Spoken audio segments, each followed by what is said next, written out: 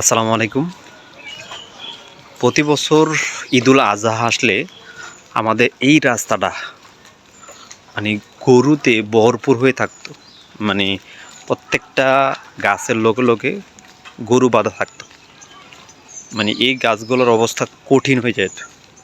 কিন্তু দেখেন, এবার ঈদের বাকি আছে আর মাত্র 2 থেকে 3 দিন। আজকে হচ্ছে রবিবার, সোম, মঙ্গল, বুধ, 3 দিন বাকি আছে। একটা গরুর কোনো ছিটাফোঁটা নেই। মানে আপনার গরুর কোনো লক্ষণ নাই। আমাদের এদিক থেকে তেওয়ারিয়া গ্রামের মানে সবাই প্রচুর গরু পালতো। এক একজনে 5টা, 6টা, 7টা, 8টা করে গরু পালতো। এবার আমি যদি আপনাকে রাস্তা দেখাই, একটা গরুর লক্ষণ পাবেন না। আমি একটু সামনের দিকে যাই। তো এইরকম কেন হচ্ছে? এই গবাদি পশু পালার কমে যাচ্ছে কেন? সমস্যাটাই বা কি?